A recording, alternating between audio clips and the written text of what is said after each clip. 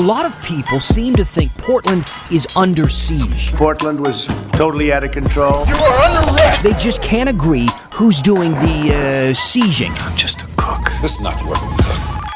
Parents say Oregon bungled its response to a COVID-19 outbreak at a Lake Oswego daycare. The contact tracing was a complete failure. And I give one of the candidates for Portland City Council an opportunity to explain what she meant when she told me this. When you're in campaigns, you say things and you do things that you really don't mean. Here's the story. Little Steven Seagal off the top there. Hi, I'm Dan Haggerty. Welcome to The Story. I want your phones out in your hands already, right off the top of the show here, because I want to hear from you tonight, especially about this first story we're going to talk about, because it's something I really think deserves all of our attention, and I think it deserves an opinion to go along with it. So please let us know yours. Send us an email at thestory@kgw.com. You can find me on Facebook, where, by the way, we post a link to a live stream of this show every single night, so you don't have to be in front of your TV to watch us, or use Twitter and that hashtag #HeyDan. We're going to read some of your thoughts at the end of the show. All right, let's get started. See, tonight, depending on who you ask, downtown Portland is under siege, either by violent anarchists or violent police forces. We've seen protesters and police clash nightly for a month and a half now, but something happened today that really lit a fire. This morning, Portland police kicked protesters out of 2 parks by the Justice Center. They had some camps that were set up down there. Police arrested 9 people, including one man who they knocked off a bike. You'll see in the video. The city put up fences around the parks, which are now temporarily closed. And police say they have to fix a lot of damage that's down there, damage to benches and bathrooms. Now, this all happened just hours before the acting Homeland Security Secretary came to Portland, came to town here. Chad Wolf is expected to talk about these protests. After publishing this long letter you see on your screen this morning, he writes Portland has been under siege from, as he puts it, violent anarchists. He actually used that phrase 70 times in this letter, with a list of incidents dating back to the end of May. Well, that got some attention, especially from Fox News, which had it as their top story on their website earlier today, with the headline, "Fed up with Portland." So we live here. We're from here. We know what's going on. I hope we do. And there has been violence. Officers have had their clothes singed by fireworks. They've been hit with rocks and BBs and paint. They've confiscated knives and crowbars. People have tried to set fires to government buildings with people inside. A man was arrested for attacking a federal officer with a hammer. And protesters? Well, protesters have been gassed repeatedly, even after our court said not to. And a man was hospitalized recently after getting shot in the face with a less lethal round that could have killed him, could have very easily been lethal. And he wasn't advancing on officers.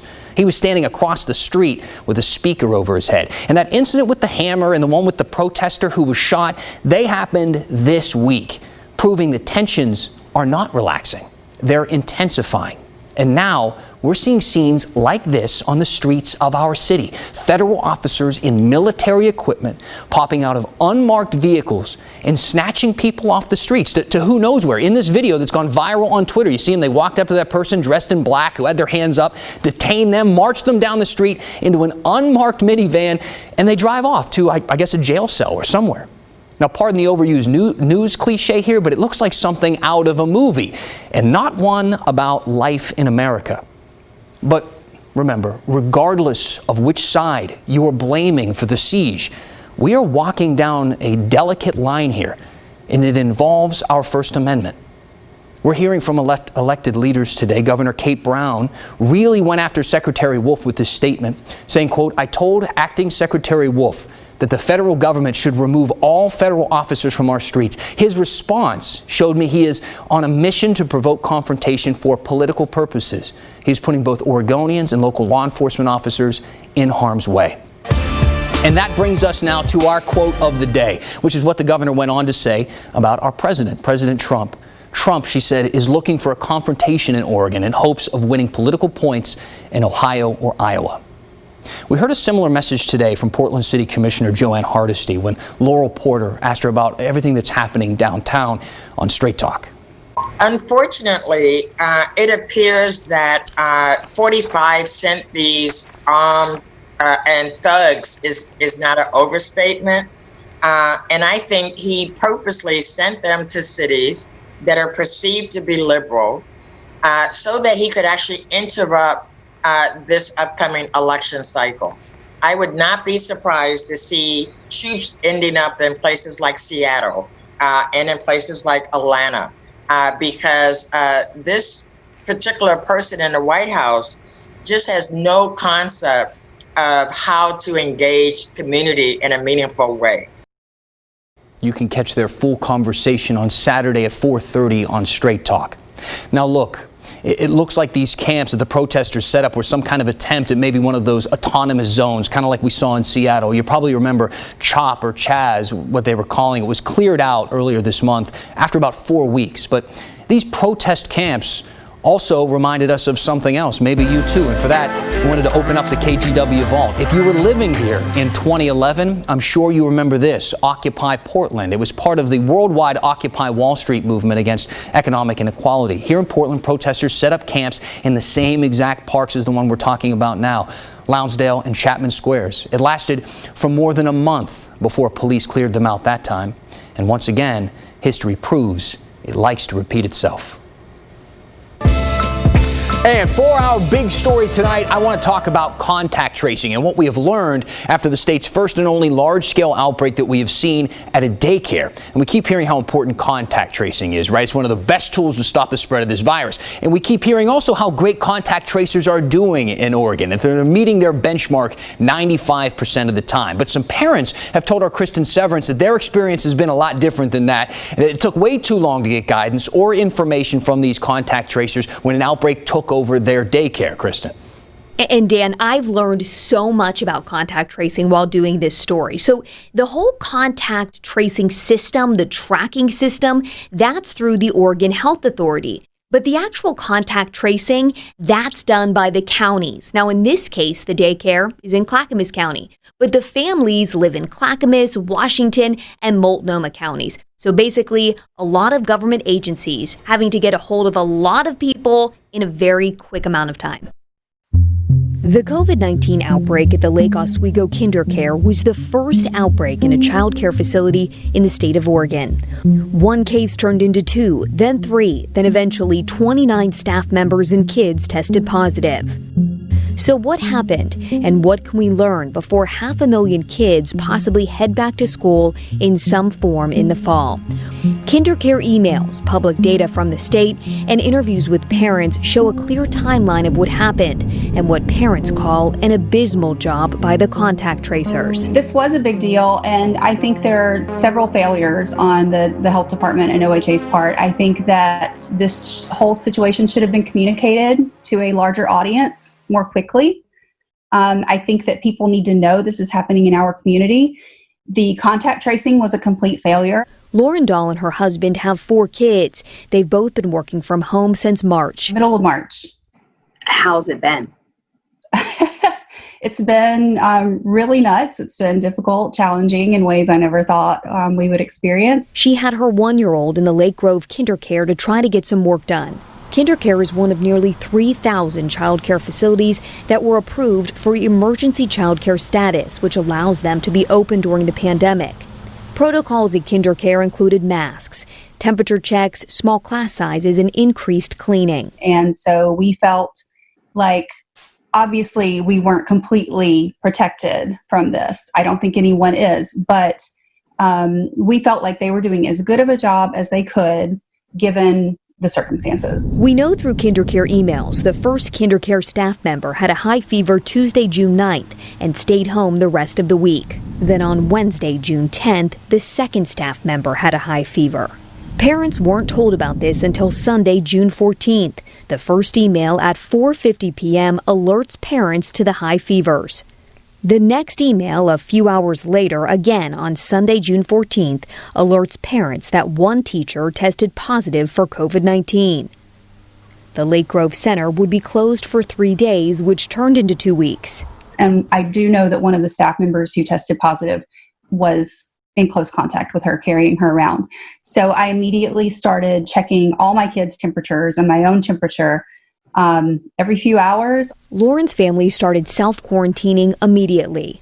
On Monday, June 15th, the Clackamas County Health Department opens a case for KinderCare. Wednesday, June 17th, the facility said they, quote, finally received a call from a public health caseworker and contact tracers would be calling every person. Contact tracers are supposed to talk with you about how to prevent the spread of COVID, give you information on quarantining, and call or text you daily during quarantine to see how you're doing. Lauren's experience had none of that. The contact tracer called the family June 23rd, 9 days after they first learned of the positive test. The contact tracer sent an email with a link to a symptom tracker on June 26th, what the family was supposed to use to record symptoms, 2 days before the family would be finished with their quarantine. The contact tracing was a complete failure. I feel like on Monday morning, June 15th, the day after we were notified that this was going on, we should have been contacted, every single person in the center. I know that our center director at KinderCare specifically submitted a floor plan of the center along with an hour-by-hour documentation of which staff was in which room with which children. They have it down to that. Another parent with a child in KinderCare told KGW they finally spoke to a contact tracer on June 24th, 10 days after learning a staff member tested positive. They were sent a daily symptom tracker the next day. They kept giving them an error message when they tried to log on. I brought these complaints to the Oregon Health Authority. Well, I can understand how that would be extremely unnerving. Optimally, it happens within hours. According to the state's own benchmark, investigators must contact someone with an infection within 24 hours 95% of the time. The state says they are meeting that metric, but an attempted contact also counts. The OHA is looking into what happened with the KinderCare incident. In this case, there were some families who had complaints, and I feel like this is very useful information, especially when we keep hearing that contact tracers are so important to slowing the spread. I mean, what should those people do if they have, a negative experience or they want to tell you how long it took to actually get information? Yeah, I think they could talk to their local public health department. And I think we at OHA and the local public health departments want to know when we're doing a good job. We want to know when we're doing a bad job. KinderCare is now back open with some new protocols. Parents are required to wear masks, and there is even less commingling of kids.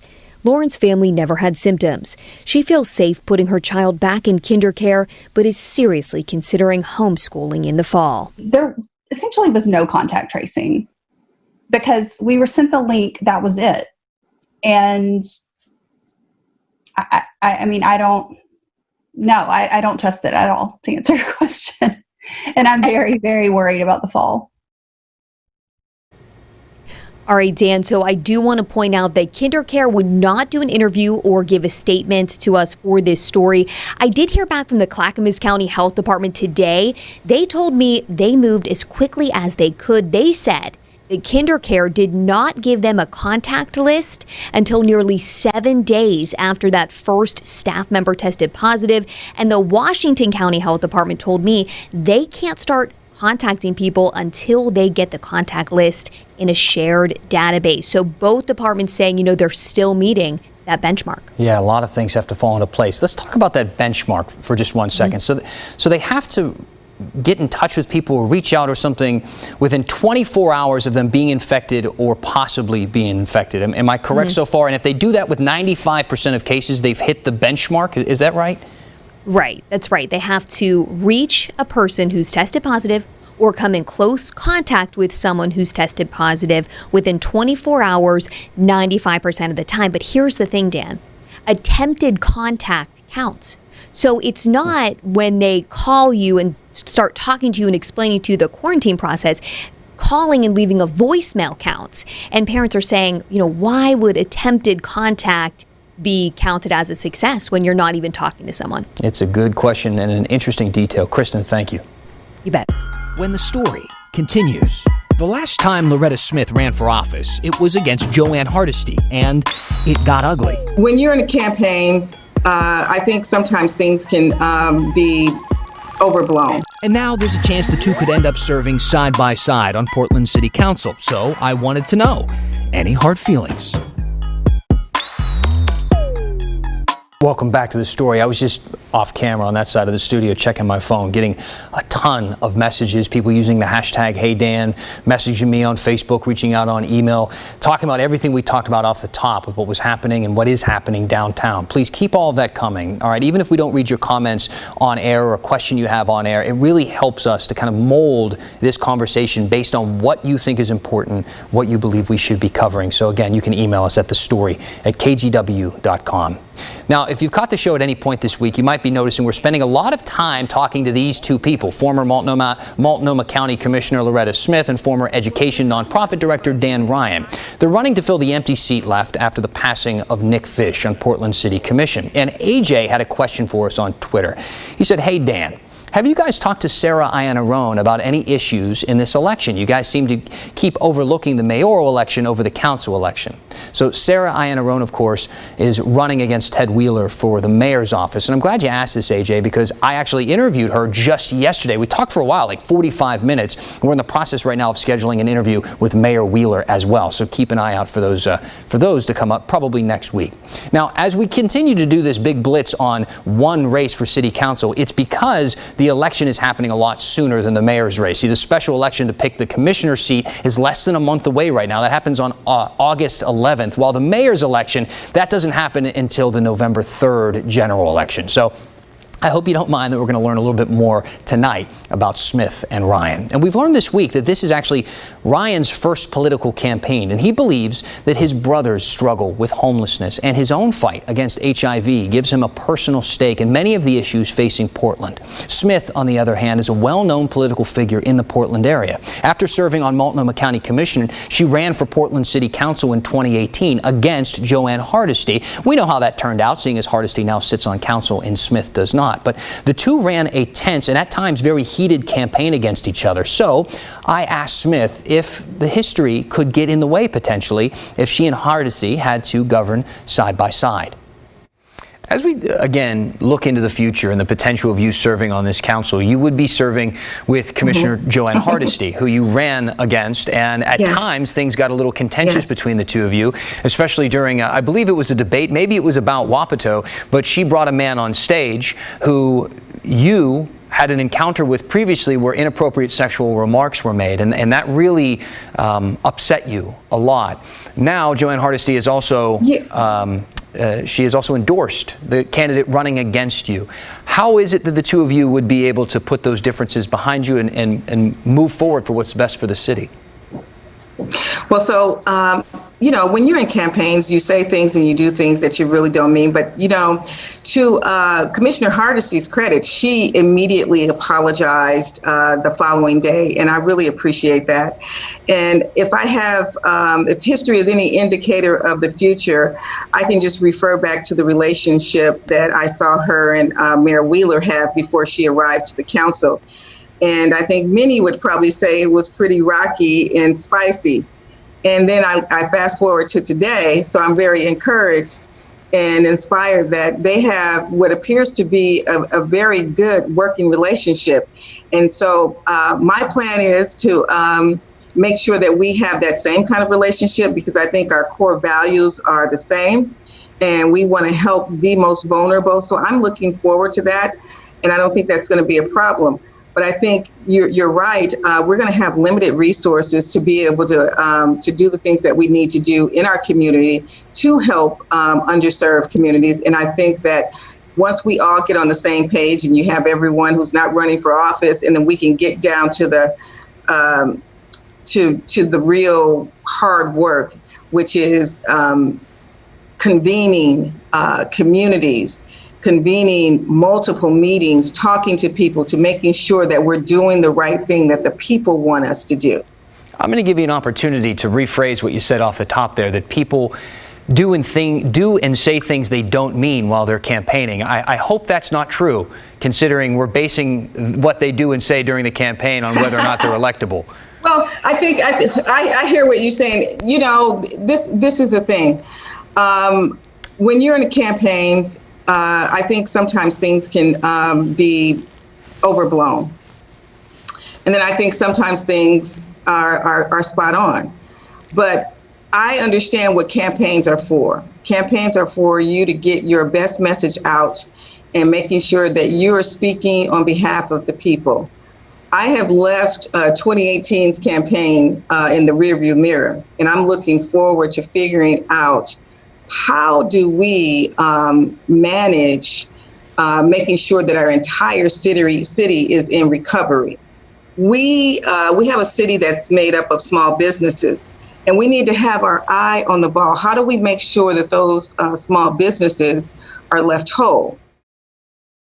And on that note, Smith says that she feels the struggle because she herself is a small business owner. She says the only way that we're going to get back to normal is by supporting small businesses and neighborhood businesses. Her opponent, Dan Ryan, meanwhile, was forced to run this most unusual first campaign of his life, probably something he never would imagine. I asked him how he adjusted when everything changed back in March. Well, the good news is everyone seemed to adjust it just fine. So I've been on a lot of Zoom hours, if you will, with many, many different constituents. And we just kind of pivoted towards that. And we found that we were able to connect with so many voters, and we just kept building upon our base. The good thing about doing good work in this community, and for me, it's coming from the community, independent sector, is you build a lot of relationships. And I've always tended to, build upon that. I collect people along the way and believe them. And if I don't agree with them, that's fine, but I certainly value their opinion. So I just kept building upon that, and we had enough of a ground game and enough of a base to get into the runoff with 18 candidates, and I'd say over 10 of them working really hard. So it was who knew what was going to happen? I'm just delighted to be here. Is it easier or harder to be going up against one person as opposed to 8 others? This is my first time running for a citywide office, and I'm just going with the flow, Dan. I'm finding it to be compelling and challenging in both situations, and it's by far the longest job interview I've ever had, and the whole city is making their opinion known. And I'm excited to be in this moment in time. I think we have 2 distinct candidates with 2 distinct perspectives and styles, and I think it's really good for Portland.